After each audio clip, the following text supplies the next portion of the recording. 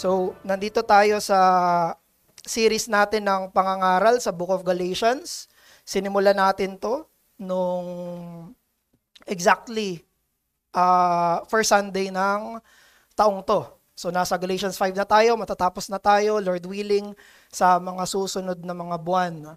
At nandito na tayo ngayon sa yugto, sa chapter kung saan ang focus ni Apostle Paul ay yung works of the flesh. Chapter 1 at chapter 2, pinakilala ni Paul yung sarili niya, pinakilala niya kung ano yung testimony niya, paano siya naligtas, paano siya tinawag, paano yung apostolicity niya ay tama, at kinikilala ng ibang mga apostles, they gave him the right hand of fellowship.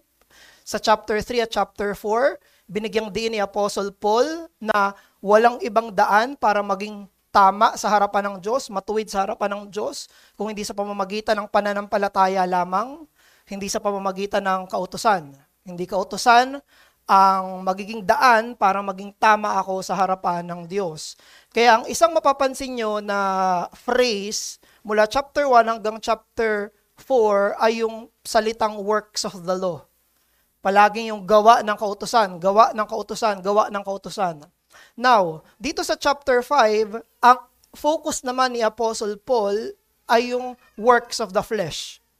So, ang focus niya sa 3 to 4 ay papaano tayo magiging tama sa harapan ng Diyos. Ngayon naman, ang focus naman ni Apostle Paul ay sanctification. So before, puro justification.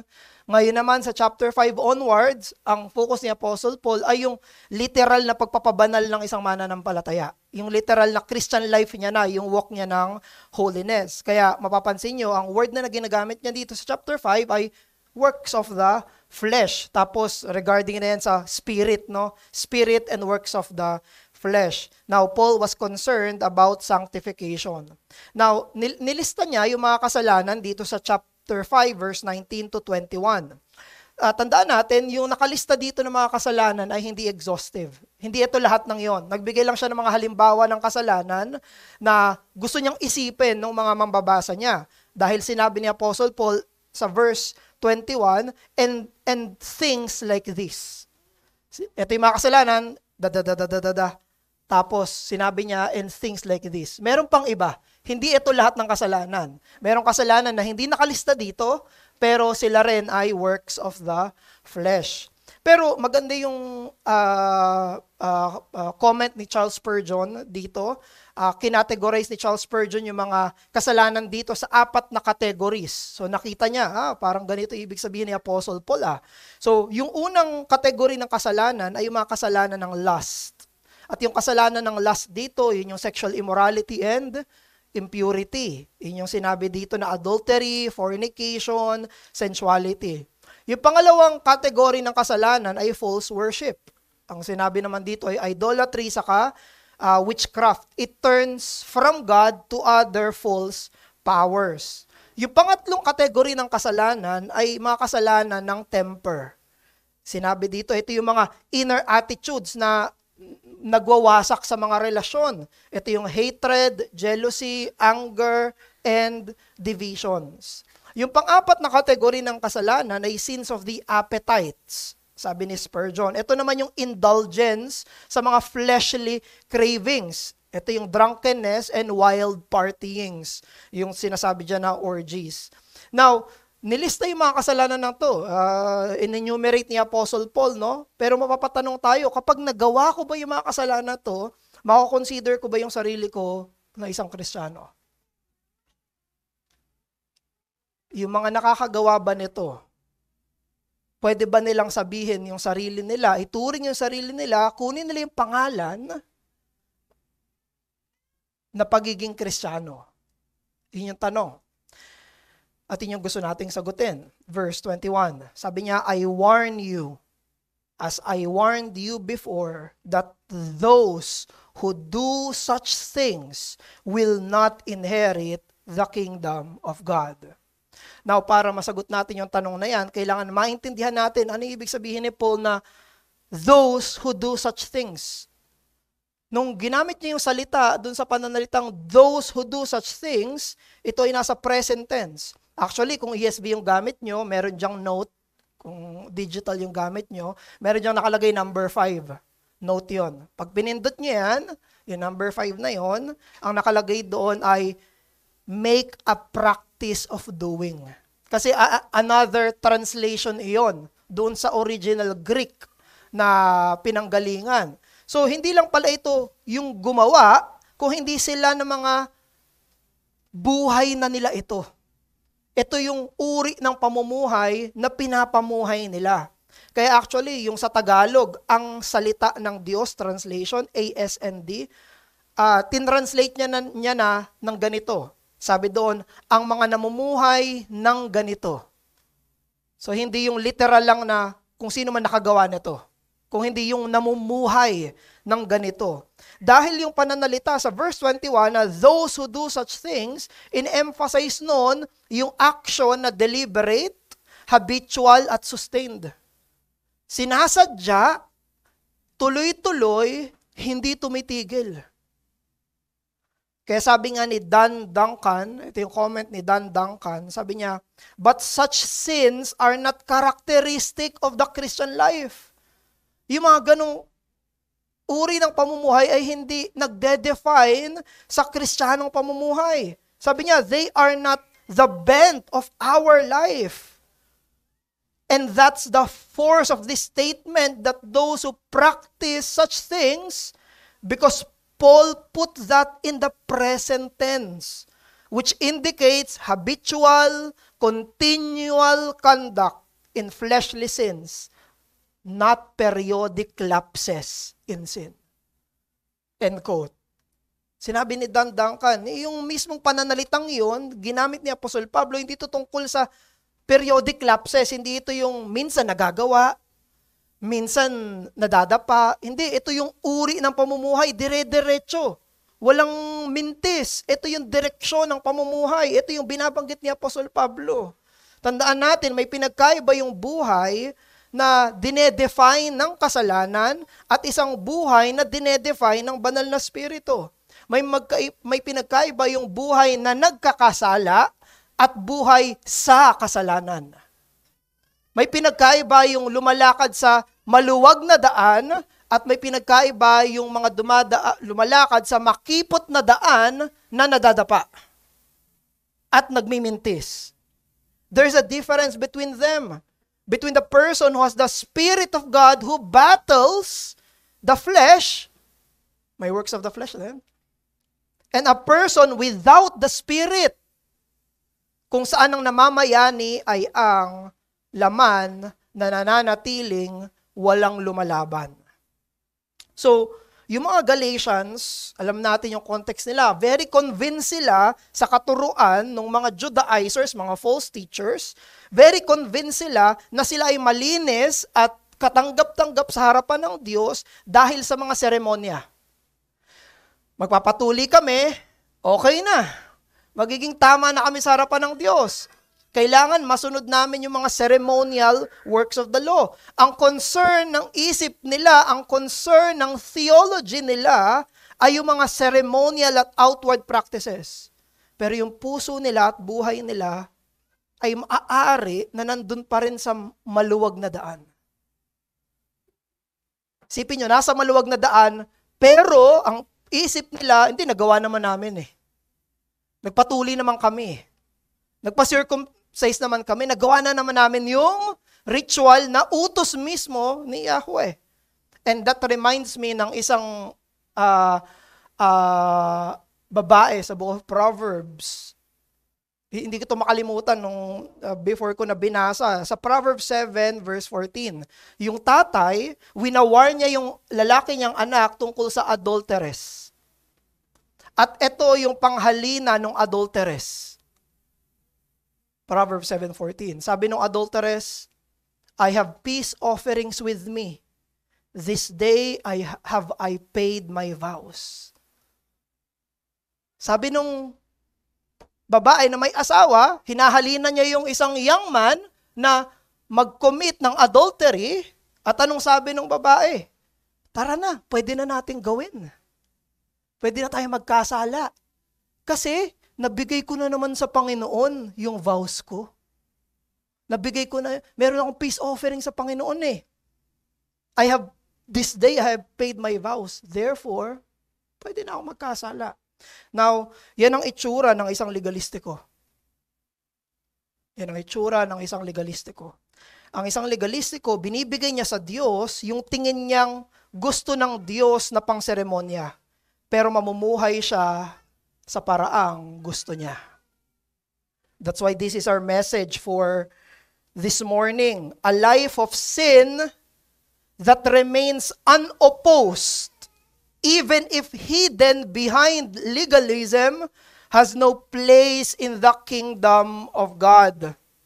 Ang buhay ng kasalanan na hindi nilalabanan, walang pagtutol na nangyayari, kahit na nakatago ito sa likod ng legalismo, yan ay walang puwang sa kaharian ng langit.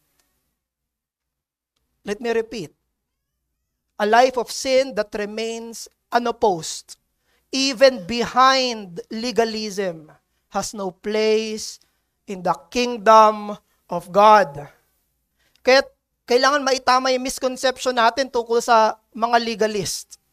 Ang totoo lang, yung mga legalist, pwede natin isipin, kaya sila legalistiko kasi mataas yung view nila sa law. Sobrang mahal nila yung kautusan, sobrang taas ng tingin nila sa batas ng Diyos. Sa totoo lang, hindi. Ang isang legalistiko ay merong sobrang baba na pagtingin sa kautusan. Hindi mataas yung tingin nila sa kautusan. Isipin na, pag legalist, mataas yung tingin sa kautusan, tapos tingin niya salvation yun. The legalist thinks of the law so lowly. To the point na tingin niya, kaya ko itong abutin, so long as ma-reach ko itong standard, tapos pwede na ako mabuhay ng gusto ko. Ganun kababa yung tingin ng legalistiko sa kautusan. Tingin niya reachable. Tingin niya attainable. Yung perfection ng pag-obey doon. Tapos pag na-obey ko na to, nagawa ko na sa Diyos. Di ako naman. Ganun ang tingin ng isang legalistiko. Kaya sabi nga ni Sinclair Ferguson, yung legalism daw sa licentiousness, sila ay non-identical twins from the same womb. It's two different faces of the same coin. Yung legalistiko, sila yung licentious. Ganyan ang presentation sa scripture. Kung sino yung legalistiko, sila yung licentious. Yung mga legalists, actually, they're antinomians at heart. Anong sabi ni Jesus? These people honor me with their lips, but their hearts are far from me. Ang lapit-lapit nila ng mga labi nila sa Panginoon. Umaawit pa sila sa Panginoon. Pero yung puso nila, malayo sa Panginoon. Nakakanta na naman ako eh. Nakaawit na ako sa Panginoon. So, pwede na ako naman.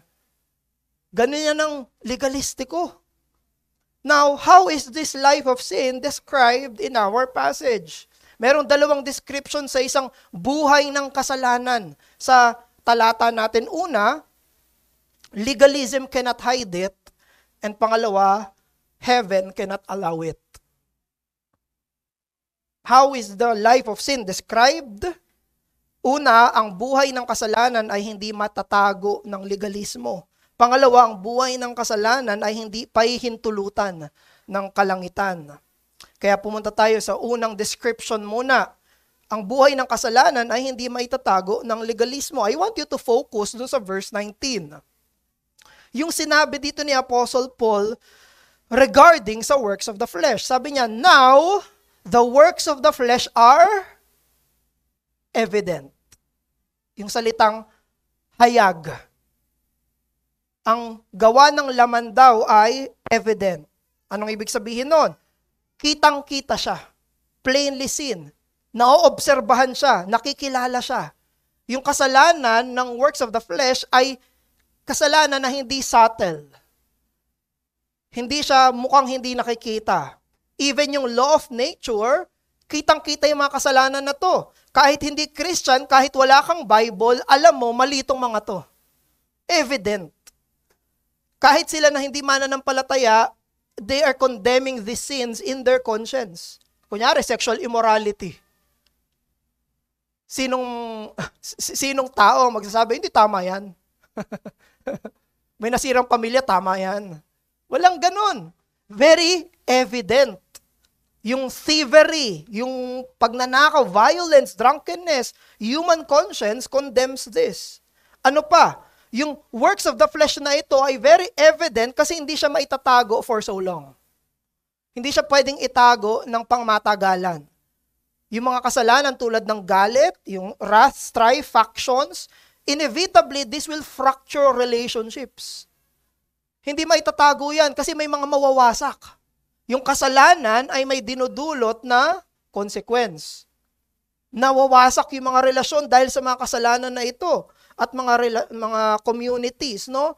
Hindi mo na kailangan mag-investigate. Imbestigahan nga natin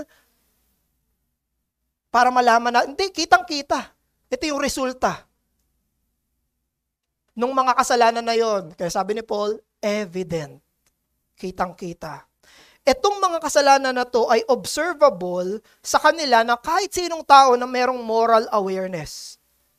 Christian ka man o hindi, alam mo, itong mga to ay mali at kasalanan. In-include dito ni Apostle Paul yung mga societally offensive, mga panglipunan, offensive to sa lipunan, ganun din, relationally destructive. Now, imagine, sinusulat to ni Apostle Paul, hindi sa Corinthians. Siguro kung sinulat to ni Apostle Paul, actually, meron ding list ng ganitong klase ng sins sa Corinthians. Pero isipin nyo, hindi niya to sinulat sa Corinthians. Sinulat niya to sa Galatians. Ano yung context ng mga taga-Galatians? Sila ay mga legalistiko. Anong sinasabi sa atin ito? Anong tinuturo sa atin ito? Na kahit sa isang buhay ng legalismo, sisingaw yung baho ng kasalanan. Legalism cannot hide the evident stink of an unregenerate, unsaved, and spiritless living. Hindi kayang itago ng legalismo yung baho ng isang buhay na hindi ligtas, na walang ebanghelyo at walang banal na espiritu. Yung legalism, fino-force niya yung external conformity, pero minamaskarahan niya lang yung spiritual na kamatayan na meron, na nasa ilalim nito. Siguro hindi naman kayo unaware na sa isang concert ng Coldplay ay merong nakita na isang CEO na si Andy Byron, kitang-kita, may affair. Pero alam nyo, yun ay nakatago until revealed. Pinipilit niyang itago. Pinipilit niyang ipakita na meron siyang magandang reputasyon. Pero ni-reveal iyon ng Panginoon. Hindi maitatago ang mga kasalanan ng matagalan. You see, ganyan ang salvation by works. Yan ang legalistic life. Yung legalism ay parang isang tao na merong tinatagong patay na pusa o kaya patay na aso sa loob ng kanyang cabinet. Ganyan yung legalismo. Pwede niyang itago yun, pwede niyang ubusin yung isang air freshener para pabanguhin yun, pwede niyang i-cover yung amoy nun, pero sooner or later, sisingaw yung baho sa loob ng cabinet na yon. Ganyan ang legalismo. That's how legalism operates. A person may cover his life ng outward morality, religious rituals, very strict rules. Pero kung siya ay spiritually dead, without Christ, yung corruptions niya ay lalabas. Sisingaw. Hindi maitatago. Just as the odor of death cannot be hidden, the fruit of the heart without the Spirit will eventually stink. Kaya may warning ang Numbers sa atin, no? Numbers 30-23, sabi dun sa Numbers, be sure your sin will find you out. Sigurado to. Kaya compare natin yan sa Christianity. Ang Christianity ay hindi legalism. Ang pananampalatayang ebanghelyo ay hindi legalismo. Kasi yung pananampalatayang ebanghelyo ay hindi tungkol sa tatakpan ko yung kasalanan ko ng external religion. May kasalanan ako pero ipapakita ko, nagcha-church ako, ipapakita ko, nagpe-pray ako, ipapakita ko, nagbabasa ako ng Bible. Tatakpan ko yung mga baho ko ng mga gawa. Hindi yan Christianity. Hindi yan ang tinuturong scriptural religion. Dahil ang Christianity, ang tinuturo nito, kailangan ko ang banal na spirito para iligtas ako, para ihayag yung kasalanan ko, at ilapit ako sa tagapagligtas, ang Panginoong Hesukristo. Kaya ito yung challenge sa atin. Hamon ito sa atin. Huwag mong itago yung kasalanan mo sa likod ng maskara ng legalistikong mga gawa. Imbis, ibunyag mo ito sa trono ng biyaya ng merong pagsisisi.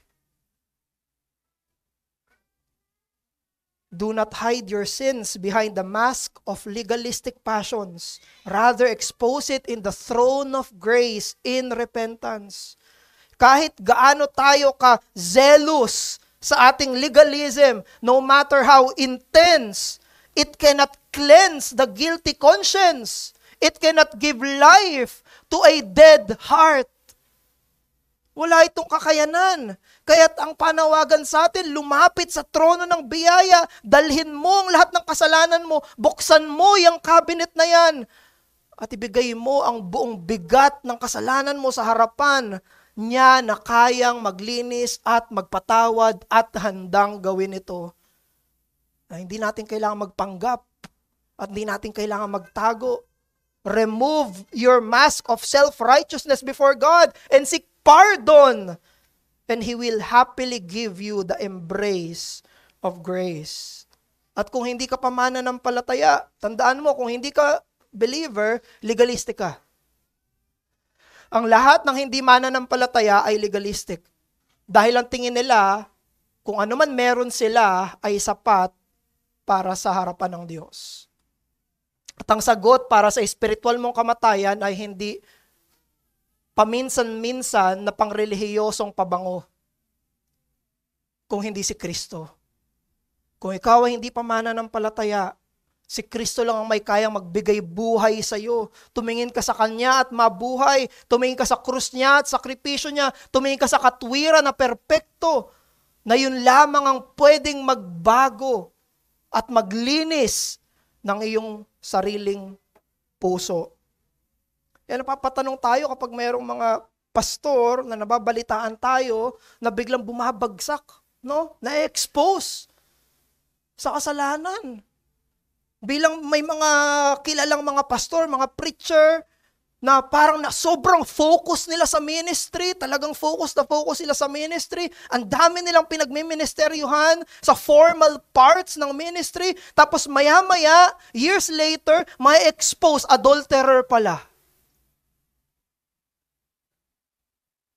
Biglang may expose sila, scammer pala. Biglang may expose yung mga pastor ng momolestya pala ng batang babae. How can that happen? Paano nangyari yun? Activity and ministry can never replace ang intimacy with Christ. Ang ministry, it cannot purify the heart. Only the blood of Christ and the work of the Holy Spirit can do that. Pero kung wala yung banal na spirito, ito yung itsura ng legalismo. Tinatakpan ng mga kasalanan, tinatakpan ng mga mabubuting gawa, mga ceremonies, yung baho na naroroon. At later on, lalabas yan. Lalabas yan. Paano nangyari yun? Kasi yan yung itsura ng legalismo. Ganyan na ganyan. Pinipilit pabanguhin yung pangalan para itago yung baho sa loob noon. At ang gusto natin ay hindi legalismo, kung hindi isang buhay na totoong nilinis ng Panginoong Hesus, na ang banal na spirito mismo ang nagmamaneho labas at loob. Ang pinagkaiba ng legalistiko na may kasalanan at mananampalataya na may kasalanan ay ito. Yung isa, tinatago niya iyon mula sa Diyos at mula sa iba. At yung isa ay binubunyag niya yun. Una sa Diyos at pangalawa sa iba. Ang pinagkaiba ng legalistiko at ng Kristiyano ay pagsisisi. Pagsisisi. While the legalist will keep on covering his stink, the Christian will open his cabinet and expose it to God with tears. Sabi niya, Panginoon, ito ako. Tawarin mo ko. Panginoon, ito yung baho ko. Panginoon, ito yung kasalanan ko. Panginoon, hindi ako matuwid. Therefore, hindi siya kabilang doon sa those who make practice of doing it. Kaya ito yung awit na gusto natin, galing mismo doon sa Rock of Ages. Nothing in my hand I bring, simply to the cross I cling, naked.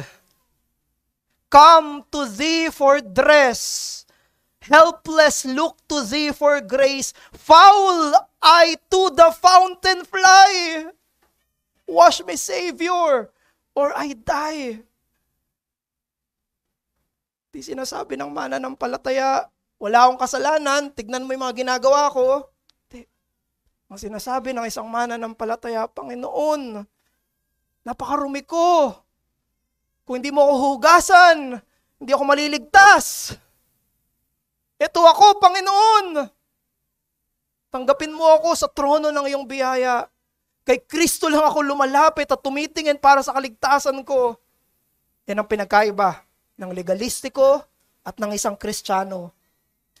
Kaya alam nyo, ang kabaliktaran ng legalistiko ay hindi antinomian.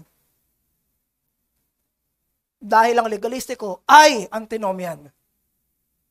Ang kabaliktaran ng legalistiko at ng antinomian, ng mga licentious, ay isang pagsisising tumitingin kay Kristo. The opposite of the legalist is the Christian.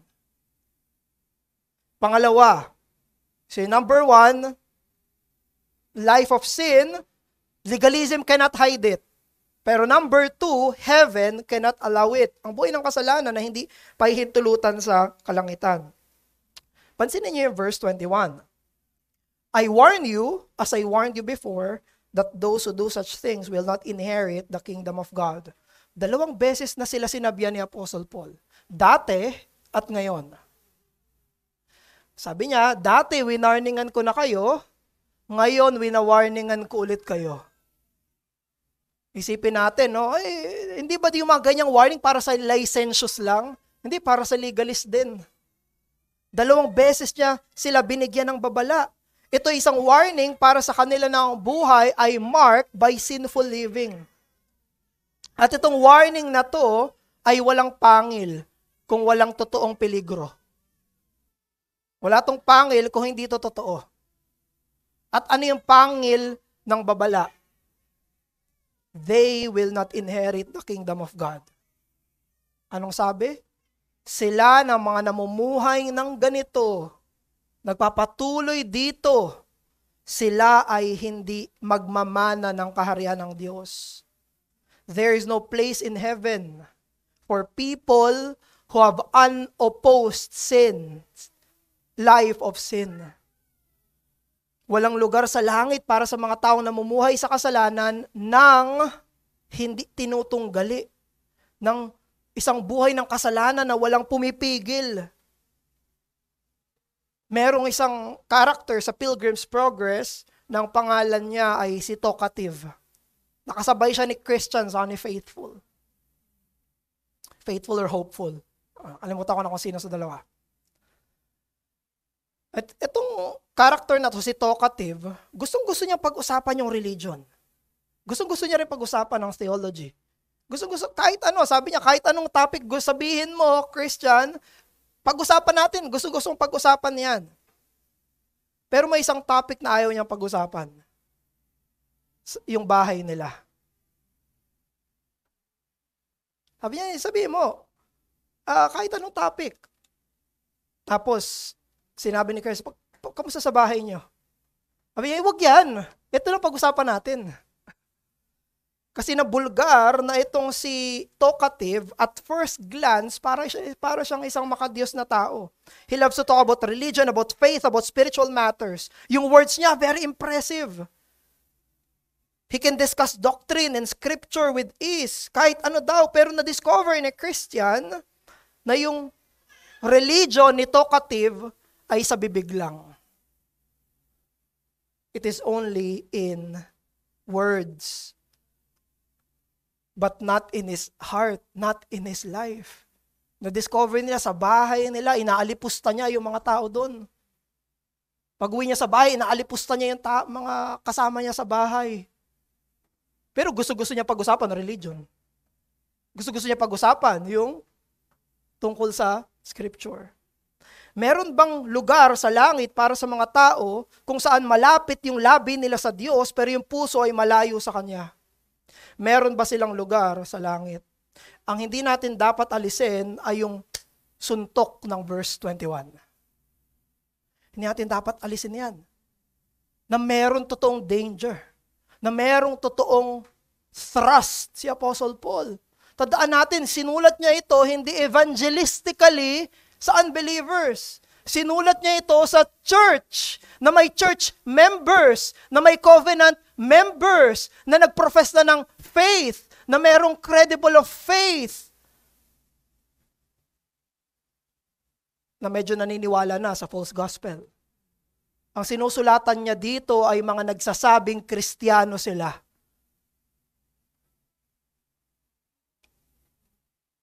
This is a real local church. Apostle lang nagsulat. Kaya naalala ko palagi si John Piper. Merong isang instance kung saan may, hindi ko na alam kung anong nangyari, ba't nag-usap sila, pero may kausap siyang isang babae, perhaps member nila sa Bethlehem church nila. Tapos, yung babae na yun ay nagko-commit ng adultery. Tapos ini-insist ng babae na siya ay pupunta sa langit. Sinabi ni John Piper sa kanya, tigilan mo yan, mag-repent ka, kailangan tigilan mo yan. Tapos yung babae, ini-insist siya, hindi ko kailangan tigilan to, pupunta ako sa langit. At ang sabi ni John Piper, pupunta ka sa impyerno. Sa impyerno ka pupunta.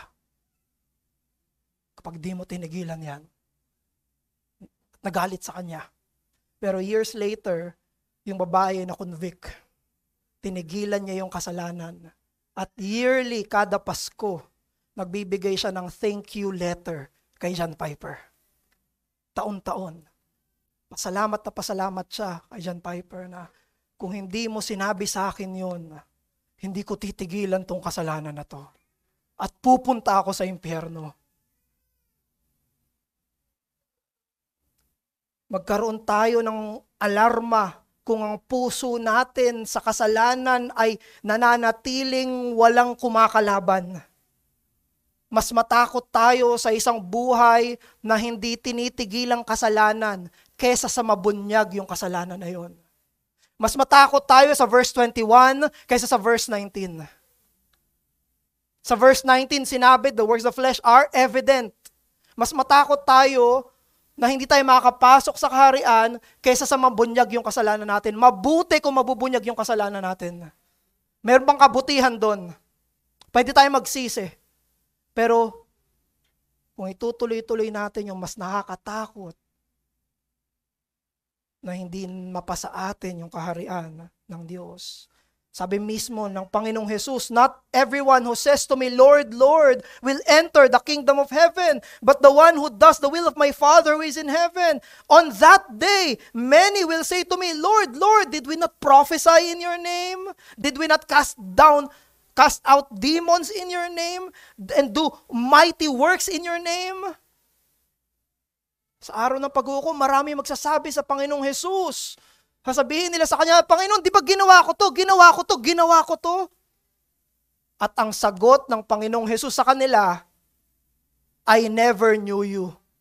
Depart from me, you workers of iniquities, lawlessness. Posible pala na magkaroon ng language of faith, Lord, Lord, at impressive na religious profile, at mare-reject pa rin sa final day. Pero pansinin ninyo, hindi sila nireject ni Jesus dahil sa mga ginawa nila. Hindi sila nireject ni Jesus kasi nag-prophesy sila, nag-cast out sila ng demons. Hindi yun ang dahilan. Ang dahilan kung ba't nireject sila ni Jesus ay they are workers of iniquities. Gumagawa sila ng cast out ng demons, gumagawa sila ng preaching, pero namumuhay sila sa kasalanan na hindi nilalabanan. Do not let your sin stand unopposed, unfought, and unbattled, because if not, this warning is for you. Kahit gaano nakatagal na naglilingkod sa Diyos, kahit 50 years ka maglingkod sa Diyos, kahit mula pagkabata mo hanggang mamatay ka, naglilingkod ka sa Diyos, pero namumuhay ka ng kasalanan na hindi nilalabanan. Sasabihan ka ni Kristo, depart from me, worker of iniquity. Pero salamat sa Diyos, ikaw ay mananampalataya na. Salamat sa Diyos, binigyan tayo ng banal na spirito, na binigyan niya tayo ng espiritu na sinabi sa mga preceding verses, who opposes the works of the flesh. Na meron ng laban, na meron ng battle, na kapag tayo ay bumagsak, tayo ay tumatayo sa pagsisisi, at yan ay isang senyas ng espiritual na buhay. Dahil galit na tayo sa sarili nating mga kasalanan, na dati nating minamahal, at umiiyak tayo sa Panginoong Hesukristo para sa tulong. Yan ay mabuting balita. Magandang balita. Ang tagumpay ng isang Kristiyano ay hindi sa hindi pagbagsak, kung hindi sa hindi pagsuko, sa paglaban, sa kasalanan, dahil yung Espiritu ng Diyos ay hindi niya hahayaan ang mananampalataya na maging komportable sa rebellion. Kaya't Kristiyano, kung ikaw ay nasa laban, kung ikaw ay tumatangi sa sarili mong kasalanan, kung ikaw ay nagkakaroon ng pakikibaka, umaamin sa sarili mong kasalanan, hindi ikaw ang nasa verse 21. May banal na espiritu ka na. The Spirit is in you and it battles the flesh. You are not the person in verse 21. Kung yung kasalanan mo ay palaging may paglaban, when your sin stands opposed, then you are on your way to the Father. Kaya sabi ni John Owen, very encouraging, sabi ni John Owen. Book niya, di ba, Mortification of Sin. Sabi ni John Owen, if you are fighting sin, you are alive. Take heart. But if sin holds sway unopposed, you are dead no matter how lively sin makes you feel. Sabi niya, take heart, embattled saint. Merong laban, merong pag-friction, merong pag-ayaw, merong pagkagusto, merong pakikibaka sa loob mo. Sinabi niya, take heart, embattled saint. Mananampalataya, mapalakas ang loob mo. Ikaw ay buhay. Ikaw ay buhay. Ang mga tao ng biyaya ay merong espiritu ng biyaya, kaya't sa kapangyarihan ng biyaya, sila ilalaban sa biyaya.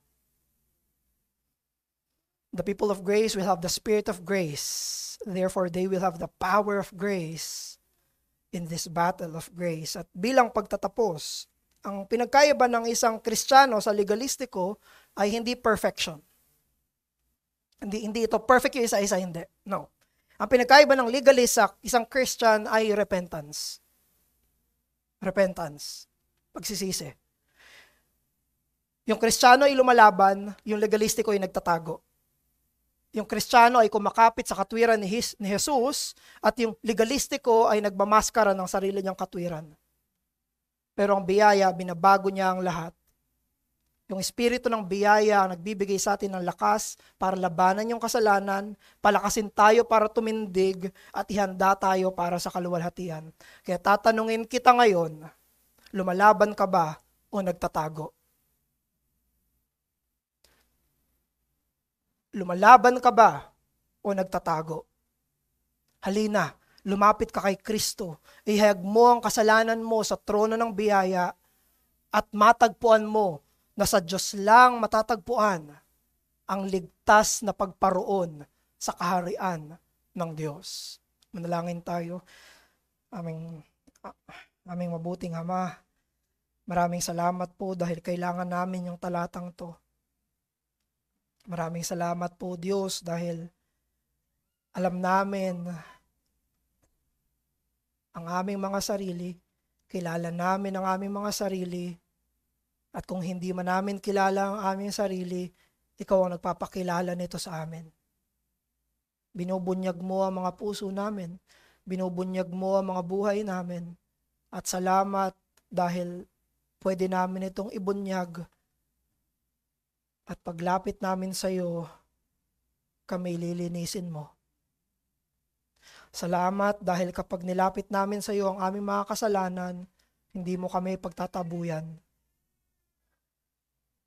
At ito ang gusto mo, at ito ang paanyaya mo, at ito ang imbitasyon mo. Kaya't maraming salamat, Panginoon. Salamat sa Panginoong Jesus na siyang katwirang dumadamit, at salamat sa banal na Espiritu na siyang kapangyarihang lumalaban. Pinupuri ka namin, Ama, at ikaw, buong Trinidad. Hinihiling namin na ito'y maging epektibo sa puso't isipan namin, maging sa hindi mananampalataya, gamitin mo ito para sa kanilang kaligtasan. Hinihiling ko ito sa pangalan ng aming tagapagligtas, ang Panginoong Jesus. Amen.